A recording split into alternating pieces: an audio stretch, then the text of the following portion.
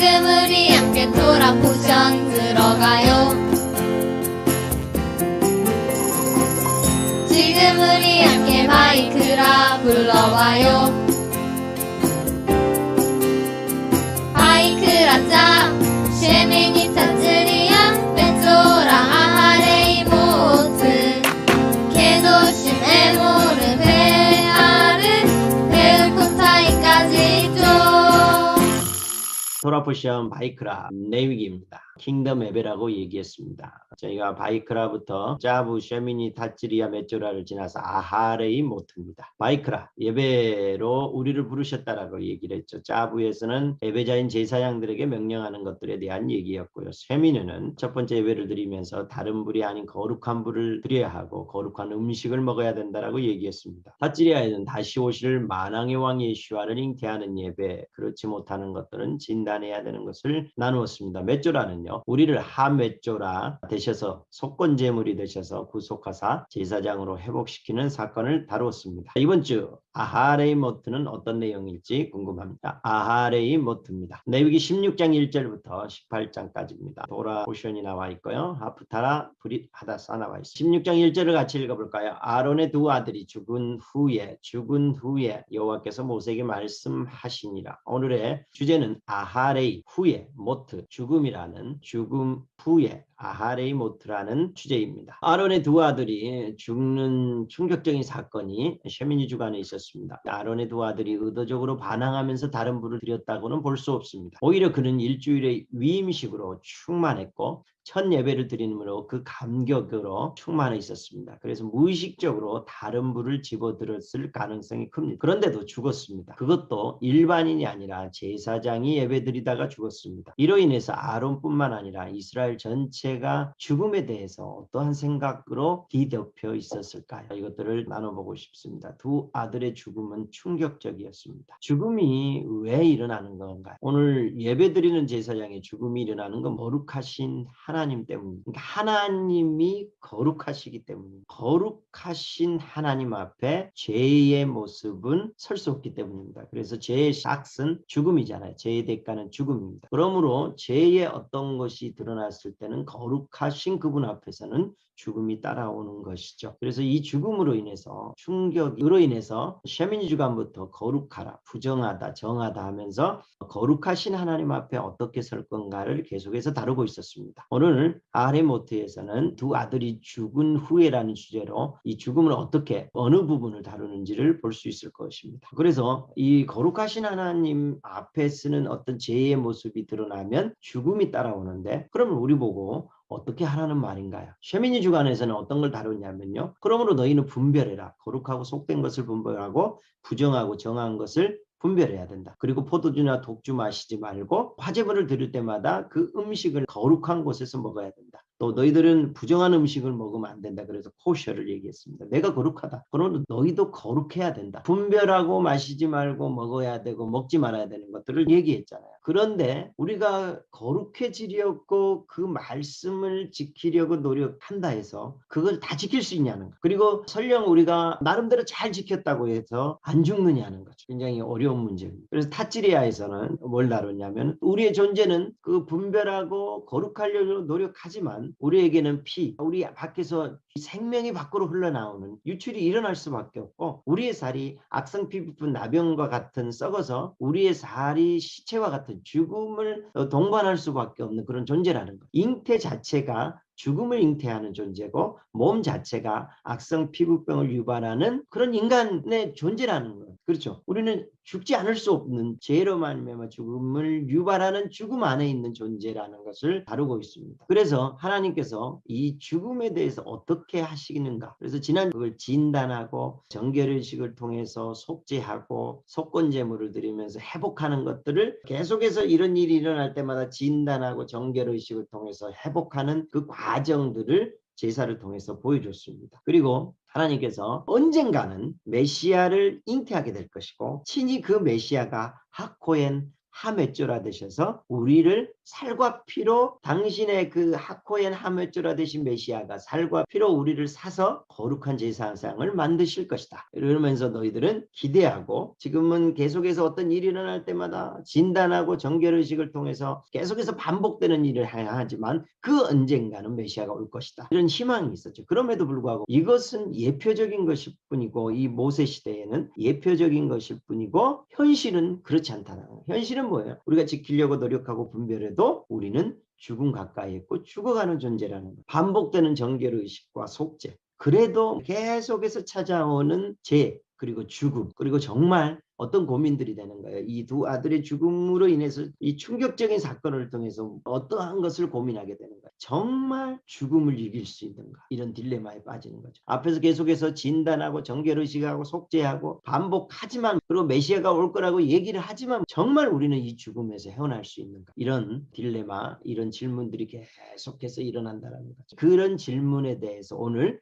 아레모트와 케도심에서 이 주제를 다루고 있습니다. 한번 볼까요? 아론의 두 아들의 죽음을 지성소의 속죄와 연결하고 있어요. 이 속죄를 통해서 죽음에 대해 하나님께서 하신 것이 무엇인지를 찾아보고 싶습니다. 지난주에 탓지리아와 메쪼라를 통해서 하코엔 하메쪼라 되시는 예수아가 언젠가 오실 것이다. 이제 이렇게 희망적인 메시지를 주고 있고 물론 지금은 예수아가 2000년 전에 오셨고 지금은 우리가 그것을 충분히 누리고 있기 때문에 이것을 받아들일 수 있지만 그 당시는 언젠가 올 거라는 미래적인 얘기였죠. 탓지리아와 메쪼라에서 얘기했어요. 그리고 아레메트에서는 오늘 다루는 게 레위기 16장 너무너무 중요한 장입니다. 레위기 16장 속죄일에 대해서 우리가 말하는 대속죄일 지성소에 들어가서 그 속죄소에 피를 뿌림으로써 속죄소를 속죄할 뿐만 아니라 아론을 자신을 속죄할 뿐만 아니라 모든 백성을 죄를 사하게 하는 그 피뿌림을 일어나는 그 하루가 있는 거죠. 염소들 한 마리는 속죄제를 위해서 제물로 드리고 한 마리는 어떻게 해요? 거기에 안수에서 광야로 보내면서 모든 죄를 짊어지고 광야로 가는 것을 상징하는 그 아사스 염소도 있고요. 또 1년에 한 번이죠. 이건 매일 드리는 게 아니라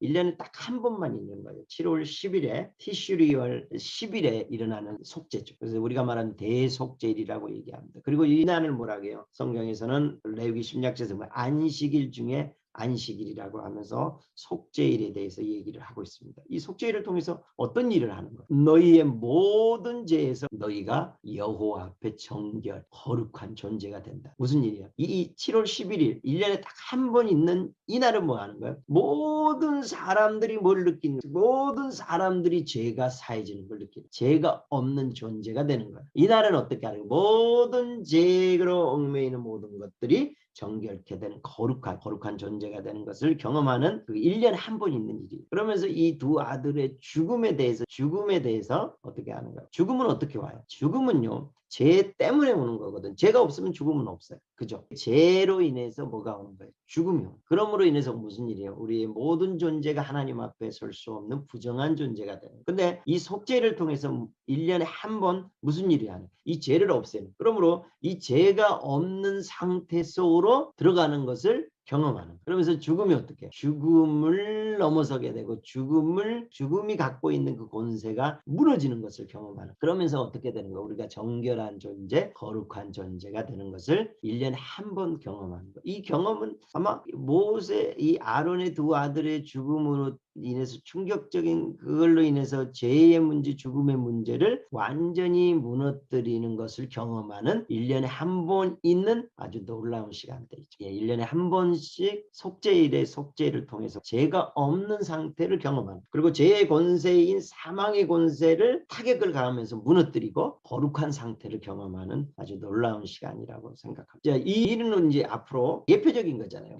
이것이 언젠가는 경험하게 될 것이다. 언제? 예수와를 통해서 일어날 것이다. 히브리서 9장 12절에 염소와 송아지의 피로 하지 아니하고 오직 자기의 피로 영원한 속죄를 이루사 단번에 성소에 들어가신. 오늘 지성소에 들어갈 때, 성소에 들어갈 때 어떻게 하는 거예요? 염소의 피를 가지고 들어가잖아요. 그러면서 지성소 안에 들어가서 피를 뿌림으로 인해서 영원한 속죄를 이루는 것을 예표적으로 1년에 한 번씩 하잖아요. 근데 오늘 예수와께서 어떻게 하는가요? 염소와 송아지의 피로 하지 아니하고 오직 자기의 피로 영원한 속죄를 이루사 단번에 지성소, 성소에 들어가셨다. 이제 자기를 단번에 제물로 드려 죄를 없이 하시려고 세상 끝에 나타나셨느니라. 한 번 죽는 것은 사람에게 정해졌죠. 그 위에 심판이 있다는 것. 이와 같이 그리스도도 많은 사람의 죄를 담당하시려고 단번에 들이신 바 되셨고 구원에 이르게 하기 위해 죄와 상관없이 자기를 바라는 자들에게 두 번째 나타나시리라. 우리는 어떤 상태로 만들어졌어요? 우리의 모든 죄를 지고 염소 제물이 되셔서 어떻게 하는 거예요? 속건제물 속죄제물이 되셔서 단번에 제물로 드려져서 성소에 들어가면서 하늘 지성소에 들어가면서 우리의 모든 죄를 속죄하게 죄를 없이 한 상태로 우리를 만드셨다라는 거예요. 이스라엘 백성은 1년에 한 번 경험하지만 우리 예수와를 통해서 매번 매일 우리는 늘 그렇게 거룩한 존재의 상태를 경험할 수 있다. 그런 상태로 우리를 만드셨다라는 거예요. 또 고린도전서 15장 51절은 내가 비밀을 말하노니 마지막 나팔의 순식간에 후련이 다 변화되리라. 나팔 소리가 나면 죽은 자들이 썩지 아니할 것으로 다시 살아나고 우리도 변화되리라. 이 썩을 것이 반드시 썩지 아니할 것을 입겠고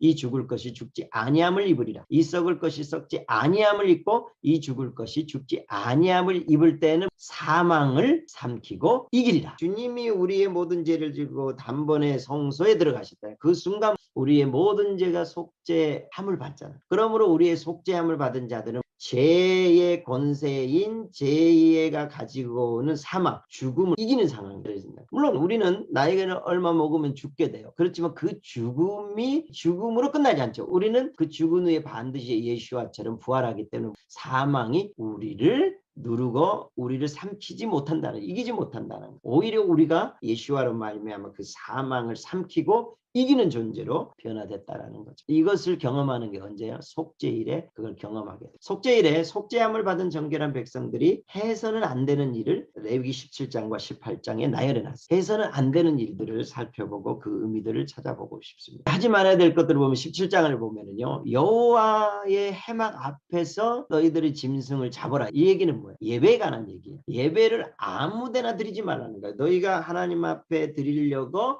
너희 집에 가까운데 너희가 마련한 건데서 아무데나 하나님의 희생 제물들을 잡지 말라 이거예요.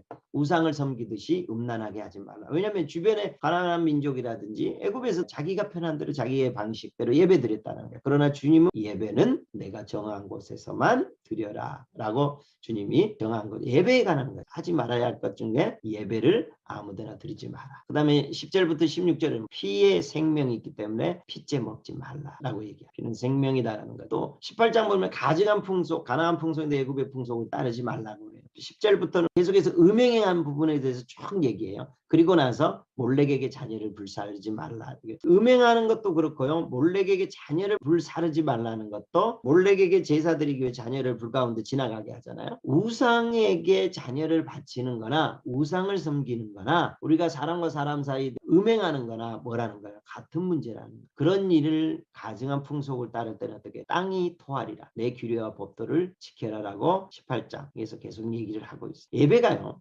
하나님께만 드려지면 생명과 거룩함을 계속해서 유지할 수 있어요. 그렇지만 예배가 몰렉이라든지 우상에게 드려지면 생명이 파괴되고 우상의 풍속을 따르게 되고 하나님을 버리는 것도 간음이잖아요. 우상을 따르는 것도 간음인 것처럼 우상을 따르게 되면 무슨 일이에요? 사람 사이에도 음행이 일어난다. 이건 당연히 따르는 결과들이라고 얘기하고 있는 거예요. 그러므로 이런 것들을 하지 말라라고 얘기하는 거죠. 속죄일에 왜? 속죄일에 너희들은 뭐 했다는 거예요? 속죄함을 받은 거룩한 존재이기 때문에 이런 것들을 할 수 없다는 거예요. 피째 먹는 거는 가증한 풍속을 따르는 이런 것은요. 거룩한 존재로 속죄함을 받은 자가 할 수 없다라고 얘기하시는 거예요. 아헬의 모트를 더 깊은 차원으로 가보고 싶어요. 누군가가 죽은 후에라는 단어가 한 4군데에서 우리가 좀 유추해보고 찾아볼 수 있어요. 레위기 16장에는 아론의 오늘 본문은 아론의 두 아들이 죽은 후에 그렇죠. 이 일로 인해서 무슨 일이 벌어져요? 정결의식이 일어나고 속죄일, 정결의식, 속죄일이 일어나요. 아론의 두 아들이 죽은 후에 속죄일은 누구를 예표하는 거예요? 예수와를 예표하는 거잖아요. 그래서 예수와가 죽은 후에로 인해서 연결되죠. 그리고 이것들이 이루어지는 것을 보게 돼요. 예수와가 죽은 후에 십자가가 일어나. 예수와의 십자가를 통해서 무슨 일이 사망을 이기고 부활하는 사건이에요. 예수와의 죽음으로 단번에 성소에 들어감으로 해서 우리의 모든 죄를 사할 뿐만 아니라 그분이 부활하심으로 통해서 그 사망, 죄의 대가인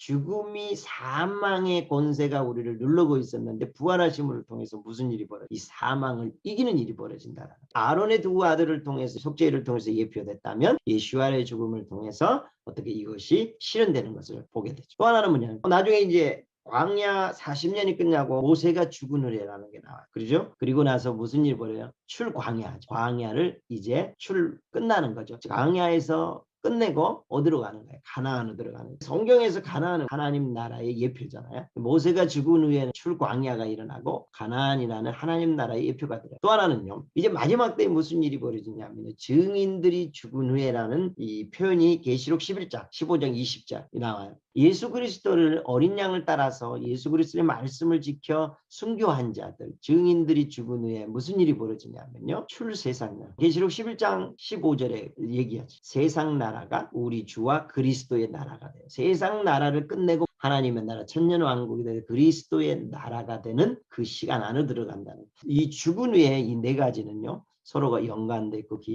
더 깊은 아하레이모트, 죽은 후에 어떤 일들이 벌어지는지를 더 깊은 차원에 볼 수 있습니다. 바이크라는 처음부터 계속해서 얘기하는 게 바이크라는 예배에 관한 거라고 했어요. 아하레이모트와 예배, 예수와의 죽으심 이후의 예배, 그리고 마지막 때 이 세 단계잖아요. 지금 토라 포션이 벌어지고 있는 모세 시대, 그리고 그것을 성취하는 예수와 시대, 그리고 이걸 모든 것을 완성할 마지막 때 예배가 어디까지 나아가야 된다라고 생각하는가. 아레모트에서는 예배는요, 죽음을 넘어 지성소의 속죄소까지 이어지는 것을 우리가 보고 있잖아요. 그렇죠? 예배는 죽음을 넘어서 지성소까지 들어가는 거예요. 예배는 예수와의 죽음을 통하여 사망을 넘어 영원한 생명까지 이어지는 거예요. 예배는 하나님의 나라의 실제를 이 땅으로 가져오는 통로예요. 그럼 마지막 때는 어떻게? 예수와는 이 땅에서의 하나님 나라의 임재를 넘어서 천년왕국과 영원한 하나님 나라까지 노래가 되어야 한다고. 그러므로 저와 여러분이 예배드리는 예배는 죽음을 넘어 사망, 죽음의 권세인 사망을 무너뜨리면서 생명으로까지 이어지면서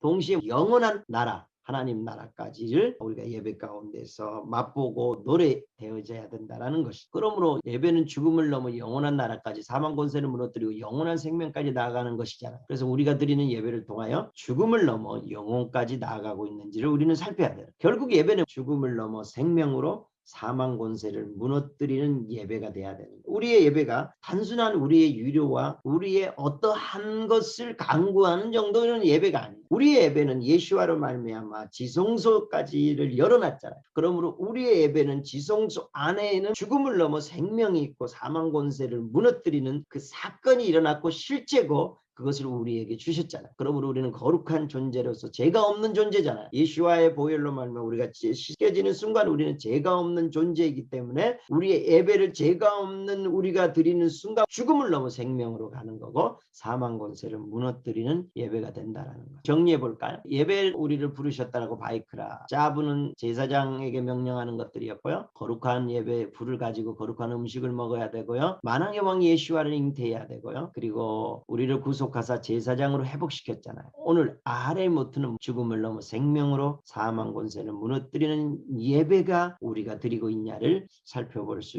있을 것 같습니다. 우리 함께 기도하고 싶습니다. 예, 주님 감사합니다. 오늘은 특별히 아하레모트를 통해서 속죄를 통하여서 예수와를 통해서 우리의 모든 죄를 십자가에서 지시고 사망 권세를 무너뜨리면서 부활하셨습니다. 그러므로 우리의 존재가 모든 죄에서 속죄함을 받은 거룩한 상태가 된 존재라. 하나님 이번 한 주간 동안 우리가 예수와로 말미암아 거룩한 존재가 되었음을 깨닫게 해주시고 거룩한 존재로서 어떻게 살아야 되는지를 경험하며 나아가는 한 주간이 되게 하여 주시옵소서. 지금은 우리 주 예수 그리스도의 은혜와 하나님의 사랑과 성령의 교통하심이 다윗의 장막 예배를 통하여서 그 거룩함을 흘러보내며 이곳에 있는 식구들과 그리고 온 열방에서 함께하는 모든 분들 위에 지금부터 영원토록 함께 계실지어다. 아멘.